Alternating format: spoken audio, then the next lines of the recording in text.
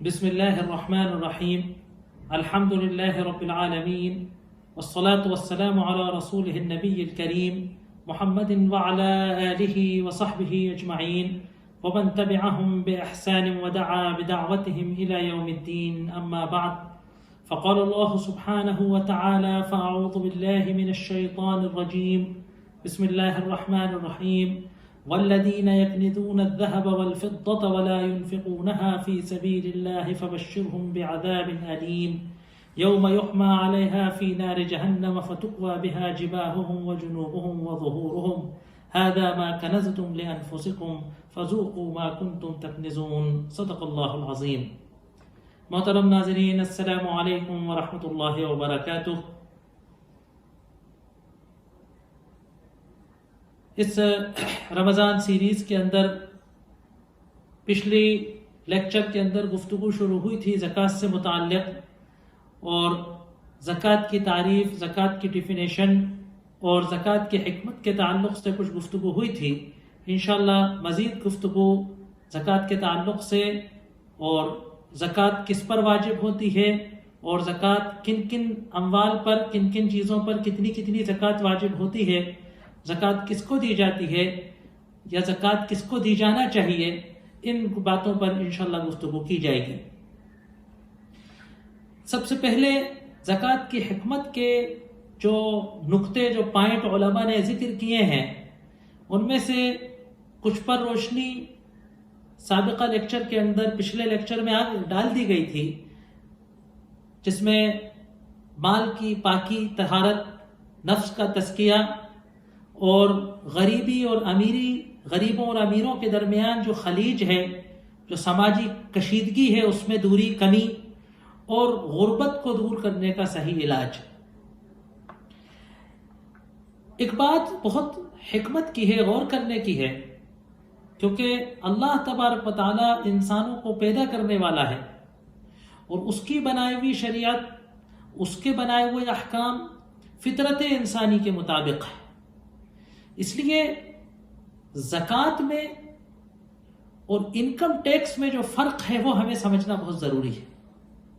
دیکھیے، یہ دونوں ٹیکس میں اس لیے کہہ رہا ہوں دنیا کی زبان کے اعتبار سے، یہ دونوں آمدنی سے یا پیسوں کی مقدار پر لگتے ہیں. دولت کے اوپر یہ ضریبہ، دولت کے اوپر یہ ہے.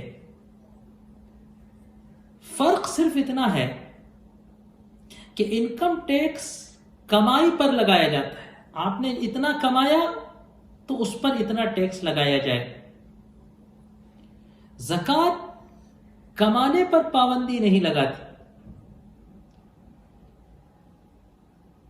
ایک بہت مشہور مورخ ہے، ایک عرب اسکالر ہے، اسلامی اسکالر، ابن خلدون رحمۃ اللہ علیہ، بہت بڑے مورخ ہیں اور بہت بڑے فلاسفر ہیں، اور تقریباً سوشل سائنسز کے بنیاد ڈالنے والوں میں ان کا شمار کیا جاتا ہے. انہوں نے اپنی کتاب کے اندر اس بات کو بڑی صراحت کے ساتھ لکھا کہ کسی بھی معاشرے کے اندر اقتصادی ایکٹیویٹیز، جو اکنامیکل ایکٹیویٹیز ہیں، اس کے ڈیولپمنٹ ہونے کے لیے، کسی بھی معاشرے کی اقتصادی ترقی کے لیے، تعمیر و ترقی کے لیے ضروری ہے کہ جو اقتصادی ایکٹیویٹیز ہیں اس میں سرگرمی آئے، اور اقتصادی سرگرمیوں کے اندر حرکت اور تیزی کی شرط ہے کہ لوگوں کے اندر پیسہ کمانے کی امنگ ہو. اس پیسہ کمانے کی امنگ کے ساتھ جب وہ پیسہ کمانے کے لیے دوڑ دھوپ کریں گے، محنت کریں گے، تو اس سے جو ہے وہ اقتصادی ترقی ہوتی ہے. شاید آج بھی جو اکنامکس کے ماہرین ہیں وہ اپنی تمام تفصیلات کو اگر خلاصہ کریں تو اسی کی طرف پہنچیں. لیکن ابن خلدون نے کہا کہ اگر کمانے والے کو یہ بات معلوم ہو کہ اس کی کمائی ہوئی دولت میں سے ایک بڑی رقم بلا وجہ اس سے چھین لی جائے گی، اس سے لے لی جائے گی، تو اس کے کمانے کی امنگ کم ہو جاتی ہے، اور کمانے کی امنگ کم ہو جائے تو کمانے کے لیے انسان کی جد و جہد کم ہو جاتی ہے، اور اگر جد و جہد کم ہو جائے تو اقتصادی ایکٹیویٹیز مندی پڑ جاتی ہیں، اور اگر اقتصادی سرگرمیاں مندی پڑ جائیں تو اقتصادی ترقی اور تعمیر کا گراف نیچے آ جاتا ہے۔ لہٰذا اگر آپ اس سائیکولوجی کے پوائنٹ کو سامنے رکھ کر سوچیں گے تو اسلام کے نظام کی بالادستی آپ کے ذہن میں آئے گی کہ اسلام نے انکم پر ٹیکس نہیں لگایا، ٹیکس کائے پر لگایا؟ حالانکہ ٹیکس نہیں ہے، ٹیکس اور زکوٰۃ میں زمین و آسمان کا فرق ہے۔ ٹیکس گورنمنٹ انسان سے ظلمن لیتی ہے، اور زکوٰۃ ایک عبادت ہے، انسان اپنے رب کو راضی کرنے کے لیے، اس کی خوشنودی حاصل کرنے کے لیے خود حساب لگا کر لے کر جاتا ہے کہ میری زکوٰۃ لے لو۔ تو ٹیکس کے نظام میں اور زکوٰۃ کے نظام میں زمین و آسمان کا فرق ہے۔ اس نقطۂ نظر سے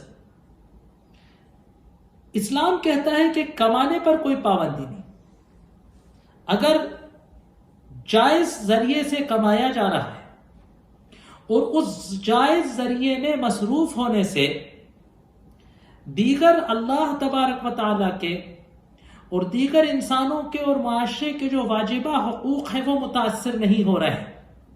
یہ تو ہو سکتا ہے نا کہ کمائی کا ذریعہ تو جائز ہے، حلال دکان ہے، لیکن اب اس پر بیٹھنے میں اتنے مصروف ہیں کہ نماز نہیں پڑھ رہے، اللہ تبارک و تعالیٰ کے حقوق نہیں ادا کر رہے، ضروری جو معاشرتی حقوق اللہ نے رکھے ہیں، بیوی بچوں کے، والدین کی خدمت کے، معاشرے کے، دین کی خدمت کے، اللہ کے راستے کے، اللہ کے دین کی تبلیغ و اشاعت کے، اللہ کے دین کی خدمت کے، انسانوں اور معاشرے کی خدمت کے، ہے نا، وہ نہیں کر رہے، بس ہے نا کما رہے۔ تو حلال طریقے سے اور اس حلال طریقے میں مصروف ہو کر دیگر کسی واجبات شرعیہ اور واجبات معاشرے کے جو اللہ نے پیدا کیے ہیں، انسانوں کے اور غیر اللہ کے حقوق متاثر کیے بغیر کمانے پر اسلام میں کوئی پابندی نہیں۔ اس دولت کو کمایا اور اس دولت کو کمانے کے بعد اب خرچ کیا، اپنے ضروریات زندگی پر خرچ کیا، اپنے کھانے پینے کے نفقات پر خرچ کیا، اپنے اہل و عیال پر خرچ کیا، اپنے جائز حلال شوقوں پر خرچ کیا، ہے نا، وہ چیزیں کہ جن پہ اللہ نے جائز کیا ہے، پہننا اوڑھنا حلال ہے، خرچ کرنا وہ بھی کیا۔ اس کے بعد سال بھر ان اخراجات کو کرنے کے بعد اب جو دولت ہمارے پاس بچ گئی اور بچے ہوئے اس کو سال بھر ہو گیا، سال بھر کوئی آسمانی سلطانی بھی نہیں آئی، کوئی ایمرجنسی بھی نہیں آئی، اس پیسے کی کوئی آگاہانی ضرورت بھی نہیں پڑی، اور ہمیں کوئی ایسی چیز بھی سامنے نہیں آئی کہ جو ہم اس سے خرید لیں، وہ پیسہ ہماری تجوری کے اندر، ہمارے الماری کے اندر، ہمارے بینک اکاؤنٹ کے اندر وہ پیسہ محفوظ رکھا رہا، تو اسلام کہتا ہے کہ اس سیونگ پر تمہیں زکوٰۃ دینی ہے۔ اگر کوئی اس کو اس نگاہ سے دیکھے گا تو وہ کہے گا کہ یقیناً زکوٰۃ معاشرے کے غریبوں تک پہنچنا عین عدل و انصاف ہے، عین عدل و انصاف ہے، زکوٰۃ میں کوئی ادنا سا ظلم کا شائبہ نہیں آ سکتا۔ اگر زکوٰۃ کے اس صحیح کنسیپٹ ہمارے ذہن میں، اگر زکوٰۃ کا یہ صحیح کنسیپٹ ہمارے ذہن کے اندر ہو تو اس رقم پر تو زکوٰۃ سیونگ پر ہے۔ زکوٰۃ واجب ہے ہر مسلمان عاقل و بالغ پر، ہے نا، جو مالک نصاب ہو، ہے نا، مالدار پر، غنی پر۔ اب غنی کون ہے؟ غنی وہ ہے جو مالک نصاب ہے۔ اب نصاب کیا ہے وہ ہم آگے بتائیں گے، متعدد چیزوں کے متعدد نصاب ہے۔ ہر مالدار مسلمان، غنی مسلمان، یعنی جو مالک نصاب ہو اور اس کو نصاب کے مالک ہوئے 1 سال گزر گیا ہو اور اس کی دولت نصاب سے زیادہ رہے، نصاب کے اندر نہیں آئے، اس لمٹ میں نہیں آئے۔ جس طریقے سے مختلف حکومتیں، مختلف اقتصادی نظام اپنے اپنے عرف، اپنے اپنے زمانے، اپنے اپنے ماحول کے اعتبار سے غنی مالدار اور کم مالدار کی حد مقرر کرتی ہے کہ جو مالدار ہے اس پر انکم ٹیکس لگایا جاتا ہے اور جو مالدار نہیں ہے اس پر انکم ٹیکس نہیں لگایا جاتا. اسی طریقے سے اسلام کے اندر بھی غنی کی ایک حد ہے، ایک ڈیفینیشن ہے. جو غنی ہوگا یعنی مالک نصاب ہوگا، اور مالک نصاب ہوئے اس کو حولان حول یعنی 1 سال گزر گیا ہوگا اس کی دولت پر، اس کو زکوٰۃ دینی ہے. نصاب کیا ہے؟ حدیث کے اندر جو اموال کا ذکر آیا ہے کہ کن کن چیزوں پر زکوٰۃ ہوتی ہے، اس میں سونے کا لفظ ہے، چاندی کا لفظ ہے، اونٹ ہے، گائے ہے اور بکری ہے، اور عروض تجارت، وہ پیسہ، وہ اموال، وہ ساز و سامان جو تجارت کے اندر ہے. میں نے کہا تھا کہ زکوٰۃ میں کچھ تفصیلات ہیں، کچھ باریکیاں ہیں چھوٹی چھوٹی. بہت تفصیلی باریکیاں تو یا تو کوئی مدرسے کا طالب علم ہی پڑھ سکتا ہے، یا جس کو مسئلہ پوچھنا ہو تو وہ اپنے مسئلے کی تفصیلات کسی عالم سے، کسی مولوی سے، کسی مفتی سے دریافت کر سکتا ہے. لیکن موٹی موٹی جو اصولی باتیں ہیں وہ ہمیں معلوم ہونا چاہیے.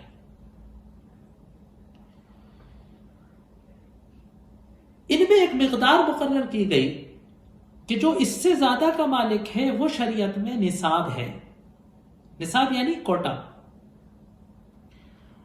سونے کے لیے جو اللہ کے رسول صلی اللہ علیہ وسلم نے رقم مقرر کی وہ 20 مسقال یا 20 دینار. مسقال اور دینار عربی زبان میں ایک ہی چیز کو تقریباً کہتے ہیں.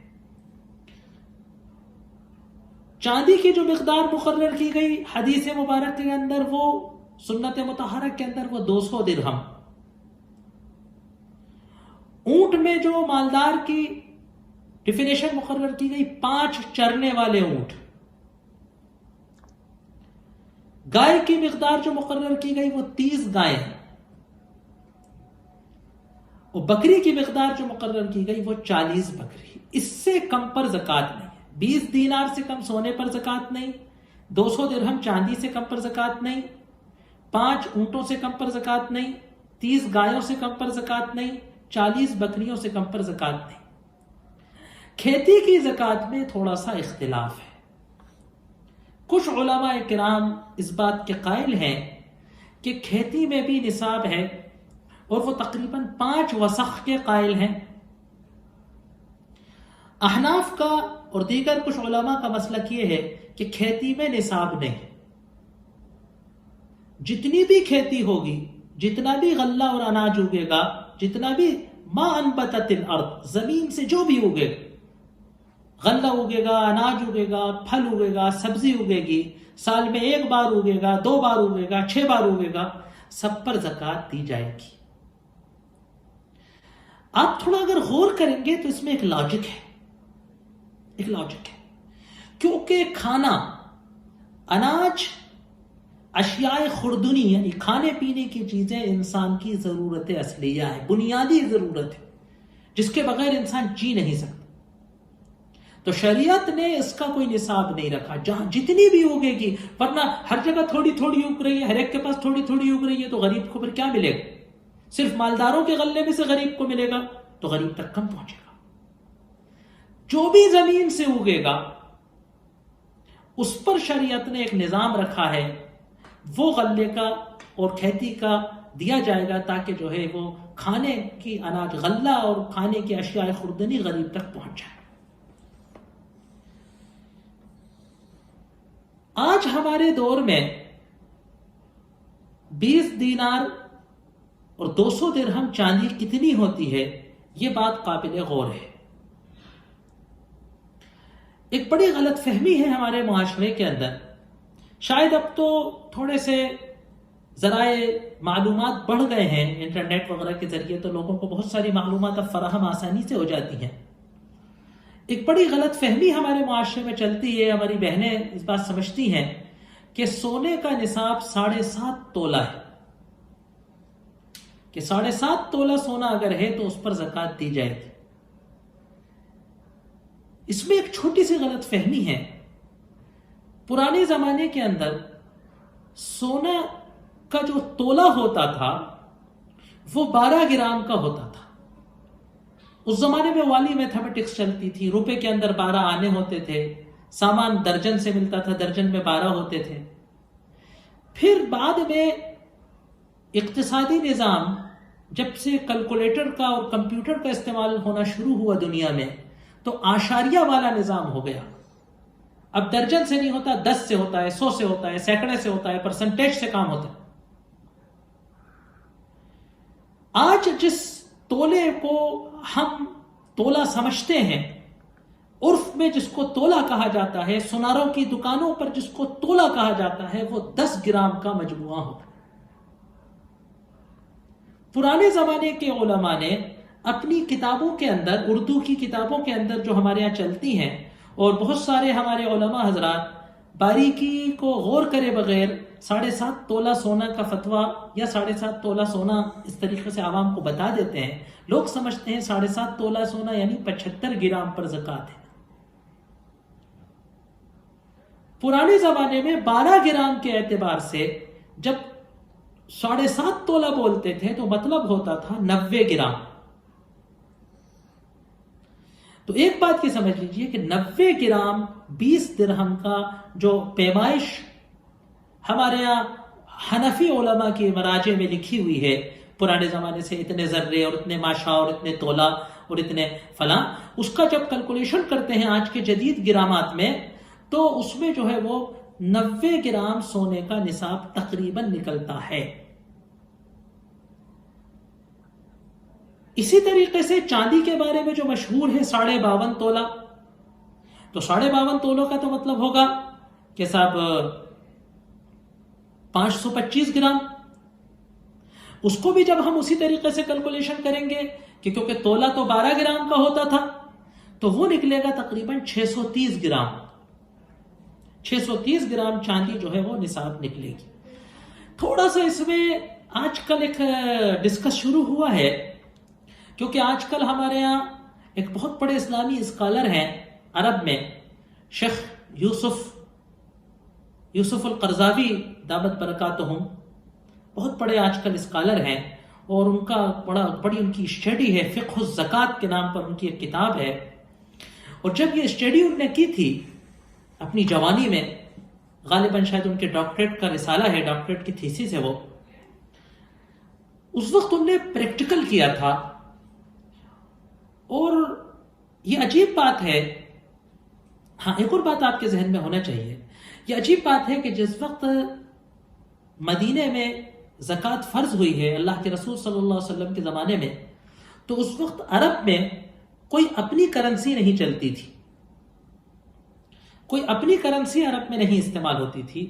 एक करेंसी ईरानी सल्तनत से आती थी जो दिरहम होता था चांदी का। तो इस इलाके में, मशरक़ के इलाके में जहां ईरान था, और फिर उसके बाद हमारे हिंदुस्तानी माशरे में भी बहुत बात तक जो है वो चांदी को बुनियादी करेंसी के एतबार से माना गया है। इसीलिए हमारे यहाँ आज रुपए को रुपा कहा ही इसलिए जाता है ना, रुपा चांदी को कहते हैं। रुपए को रुपया इसीलिए कहा जाता था क्योंकि वो चांदी से ढाला जाता था, चांदी उसका एतबार होता था। दूसरी करेंसी आती थी रूम से, जो सल्तनत रूम थी, शाम के बाजार से, जो इधर यूरोप के इलाके में कुस्तुनतीनिया में जो थी रोमन एम्पायर, वहां से दीनार इस्तिलाह थी, सोने का जो दीनार होता था। तो आज उस इलाके में शाम है, या शाम है, जो इधर का इलाका है, कुवैत है, इराक है, वहां आज भी जो कागज का चलता है उसको आज भी दीनार ही कहते हैं। हालांकि उस सोने के दीनार से उसका कोई ताल्लुक नहीं है, वो तो ऐसे ही एक कागज की करेंसी है। तो दो ये करेंसियां अरब के बाजार में चलती थी, उनकी खुद की कोई करेंसी नहीं थी, क्योंकि उनकी कोई मरकजी हुकूमत नहीं थी अरबों की यहाँ, हजरत इस्लामी खिलाफत जब तक नहीं कायम हुई। तो इस्लाम ने इन दोनों करेंसियों से निसाब बता दिया कि अगर तुम्हारी दौलत दिरहमों के रूप में है, चांदी के रूप में है, तो 200 दिरहम चांदी के वजन के मिकदार अगर तुम्हारे पास चांदी है, या छपे हुए या ढले हुए दिरहम है, तो तुम साहिब निसाब हो। इसी तरीके से अगर तुम्हारे पास 20 दीनार सोने की 20 दीनार के वजन का सोना है, या ढले हुए 20 दीनार तुम्हारे पास है, तो तुम साहिब निसाब हो।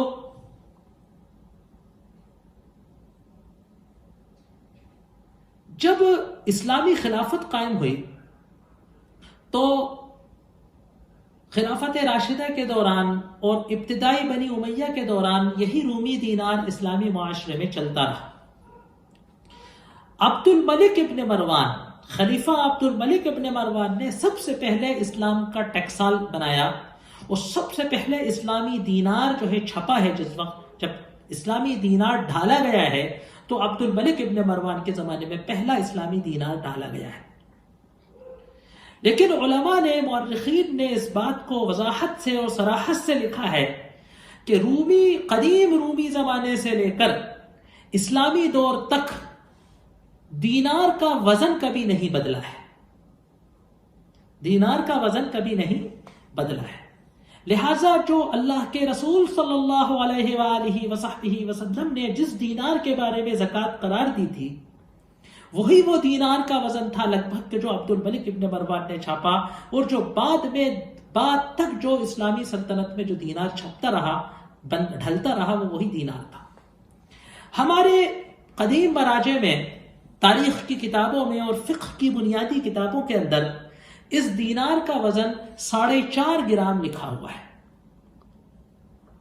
کہ جو دینار ہے وہ اتنا ہوتا ہے، جس کو آج کے جدید گرام پر اگر ہم آنکیں گے تو وہ 4.5 گرام نکلتا ہے. اس سے اگر ہم دیکھیں گے تو 20 دینار آٹومیٹک 90 گرام کے ہو جائیں گے. 4.5 × 20 90. شیخ یوسف القرضاوی دامت برکاتہم نے فرمایا کہ میں نے اپنی اس کتاب کی ریسرچ کے وقت ترکی اور انگلینڈ کے میوزیموں میں گیا اور وہاں میوزیم میں اسپیشل پرمیشن لے کر عبد الملک ابن مروان کے زمانے کا جو دینار تھا اموی حکومت کا وہ نکلوایا، اور اس دینار کو میں نے تولا تو وہ 4.5 گرام سے کم نکلا. اس تحقیق کو دیکھتے ہوئے 4.25 گرام کے لگ بھگ نکلا، وہ کچھ نکلتا ہوا. اس تحقیق کی بنیاد پر شیخ یوسف القرضاوی کا یہ فتویٰ ہے، اور آج کل کچھ ہمارے عرب علماء اور کچھ انٹرنیٹ کی ویب سائٹس اور کچھ جو اسلام آن لائن جیسے فتوے کی ویب سائٹس ہیں وہ 85 گرام جو ہے سونے کا نصاب بتاتے ہیں. تو تھوڑا سا فرق ہے، اور کوئی ایسا بہت بڑا فرق نہیں ہے. ہمارے یہاں عام طور سے جو فتویٰ ہے وہ 90 گرام ہے. اسی طریقے سے چاندی میں تھوڑا سا فرق آ سکتا ہے، لیکن چاندی کے فرق کی صراحت نہیں کی جا سکتی. کیونکہ درہم تاریخ میں بدلتا رہا ہے. درہم کا وزن تاریخ میں کم زیادہ ہوتا رہا ہے. جس بنیاد سے دینار و درہم کا آنکا جاتا ہے وہ بنیادی اصول ہے ہماری پرانی قدیم فقہ کی کتابوں میں. جس وقت اسلامی خلافت تھی اور اسلام کا اقتصادی نظام چلتا تھا تو یہ کہا جاتا تھا، یہ لکھا ہوا ہے کتابوں میں کہ 7 دینار کا جتنا وزن ہوتا ہے، 7 دینار کا جتنا وزن ہوتا ہے اتنا 10 درہم کا وزن ہوتا ہے. تو اس طریقے سے اگر ہم نکالیں گے تو اگر جو ہے 4.5 گرام کا وزن مان کر چلیں گے، 1 دینار کا وزن 4.5 گرام اگر لے کر چلیں گے تو اس کیلکولیشن سے جب ہم کریں گے تو وہ 630 گرام چاندی کا نصاب بنے. اس سلسلے میں ایک مسئلہ اور ہے.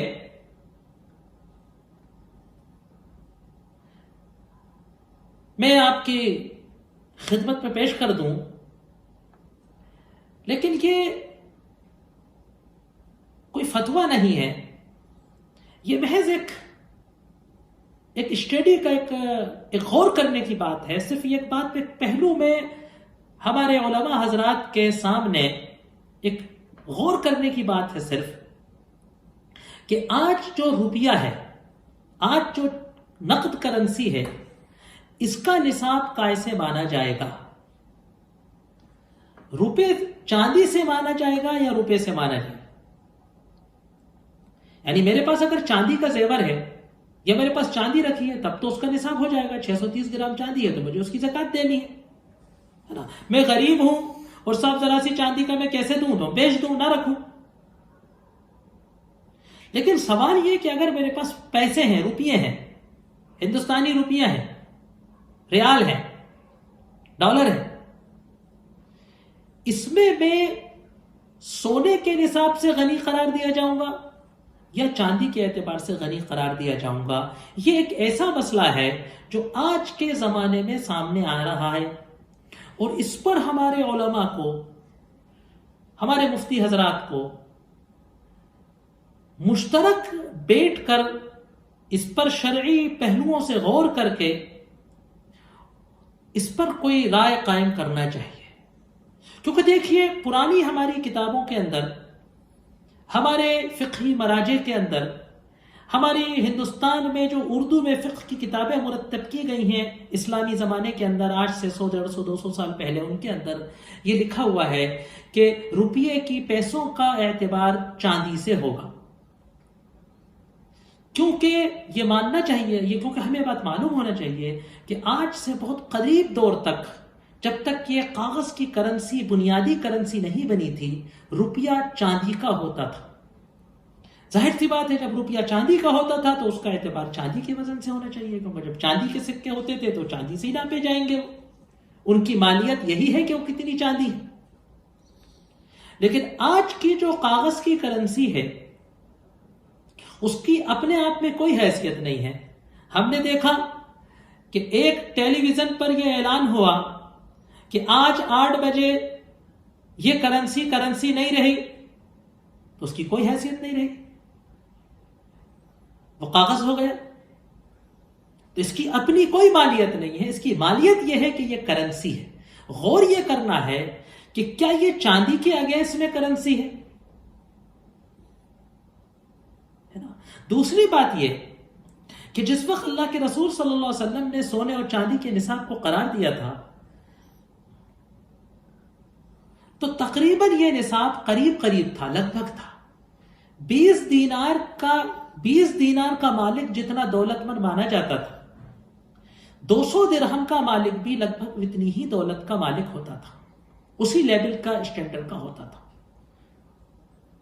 لیکن بعد میں کیا ہوا کہ اقتصادی نظام میں تفاوت ہونے لگا، اور چاندی کی قیمت آج کل اچانک بہت گرنے لگی، کیونکہ اس وقت کیا ہے کہ یہ جو اقتصادی نظام ہے یہ غیر فطری نظام ہے۔ یہ خاص بینکنگ کے ذریعے ایک خاص طریقے سے کسی بھی چیز کی قیمت کو گرانا اور کسی بھی چیز کی قیمت کو مارکیٹ میں خاص طریقے سے اٹھایا جاتا ہے۔ اس وقت جو چاندی کی قیمت ہے یہ ایکچول نہیں ہے، یا یوں کہیے کہ جو سونے کی قیمت ہے وہ ایکچول نہیں ہے۔ سونا بلا وجہ بہت بڑھ رہا ہے اور چاندی بلا وجہ بہت گھٹ رہی۔ تفاوت اتنا ہو گیا ہے اب کہ تقریباً ان دونوں نصابوں میں 19-20 فرق نہیں رہا ہے، تقریباً یہ سمجھیے کہ 20 گنے 30 گنے کا فرق ہو گیا ہے۔ آج اگر چاندی میں صاحب نصاب 25-30 ہزار میں ہو جاتا ہے، بالکل آج کا صحیح ریٹ مجھے نہیں معلوم، تو تقریباً سونے سے نصاب جو ہے 3.5 لاکھ کے قریب میں ہوگا۔ اتنا تفاوت، 10 گنے کا تفاوت ہو گیا ہے۔ اب غور کرنے کی بات یہ ہے کہ اسلام میں جہاں بھی کہیں اقتصادی بات آتی ہے، جہاں بھی کہیں اسلام میں جو ہے اقتصادیات کی بات آتی ہے، تو وہاں اسلام لفظ عرف استعمال کرتا ہے، بالمعروف، عرف کے اعتبار سے۔ کہیں بھی اسلام نے مقدار نہیں بتائی۔ اب آج کے عرف کے اعتبار سے اگر ہم غور کریں گے، کیا 30-40 ہزار روپے جس کے اکاؤنٹ میں رکھے ہوں یا جس کے گھر میں رکھے ہوں، آج کی اس مہنگائی میں کہ جس میں ہے نا، مطلب یہ کہ اوسط سے اوسط آمدنی 15-20 ہزار روپے مہینے ہوتی ہے، غریب سے غریب آدمی کو جو ہے 5-7 ہزار کمانے والے کو غریب سمجھا جاتا ہے۔ کیا ایسے میں 30-35 ہزار روپے اگر کسی کے پاس رکھے ہیں کہ اس سے میں اگلے سال بچے کی فیس ادا کروں گا، یا اس سے مجھے جو 6 مہینے بعد مجھے جو آپریشن کرانا ہے وہ کراؤں گا، ہے نا، اس سے زیادہ رقم ایک بار، آج چاندی کا جو نصاب ہو جاتا ہے اس سے زیادہ رقم ایک بار اگر آپ 2 دن کے لیے ہاسپٹل میں ایڈمٹ ہو جائیں، بہت سستے والے، تو اس سے زیادہ خرچہ ہو جاتا ہے۔ ایک بچے کی تعلیم کی فیس سال کی اس سے دگنی ہوتی ہے۔ غور کرنے کی بات ہے کہ کیا چاندی میں آج نصاب ہو جاتا ہے؟ کیا ہم بہت سارے لوگوں کو مشقت میں نہیں ڈالتے چاندی کے نصاب کو اگر نصاب مان لیں؟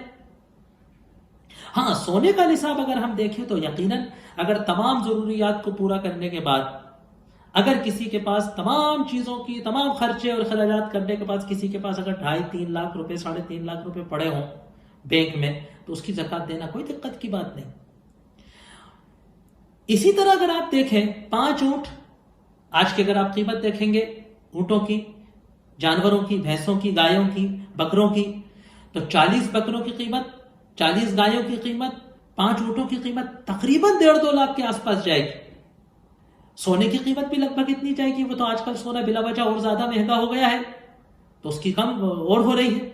تو اگر اس پر ہم غور کریں گے تو یہ بہت اجتہادی مسئلہ ہے کہ کاغذ کی جو کرنسی ہے اس کا اعتبار ہم کیسے مانیں. دوسری ایک اور بات اگر ہم ٹیکنیکل دیکھیں، اکنامکس کے ماہرین سے اگر ہم پوچھیں کہ یہ جو روپیہ چھاپا جاتا ہے یہ اگر کسی کرنسی کے بدلے میں ہے تو کس کے اگینسٹ میں ہے، تو جہاں تک میری ناقص معلومات ہیں روپیہ بھی جو آج چھپتا ہے کرنسی وہ سونے کے اگینسٹ میں چھپتی ہے.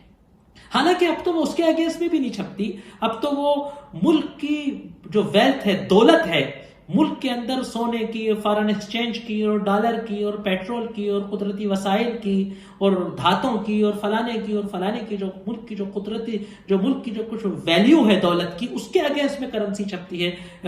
ورلڈ بینک جو ہے اس کے حساب سے اس کو اجازت دیتا ہے. اس تک لمبے چوڑے باریک مسائل ہیں، لیکن ہم اپنی فقہ سے اس کو اگر میچ کرنا چاہیں گے تو اقرب ترین چیز جو ہے وہ یہ ہے کہ سونے کو آج کرنسی کے اعتبار میں مان سکتے ہیں. تو یہ میں نے جیسے آپ سے کہا تھا یہ کوئی فتویٰ نہیں ہے، یہ میں کوئی آپ کو فتویٰ نہیں دے رہا ہوں، یہ محض میں ایک غور کرنے کا ایک دروازہ دے رہا ہوں کہ ہمارے علماء کو، ہمارے مفتی حضرات کو، ہمارے اسکالروں کو اس پہلو پر غور کرنا چاہیے. اس کے بعد زیور کی زکوٰۃ ہے اور یہ زکوٰۃ کس کس کو دی جائے گی. انشاءاللہ ان امور سے متعلق ہم مزید گفتگو کرنے کی کوشش کریں گے. وآخر دعوانا ان الحمدللہ رب العالمین.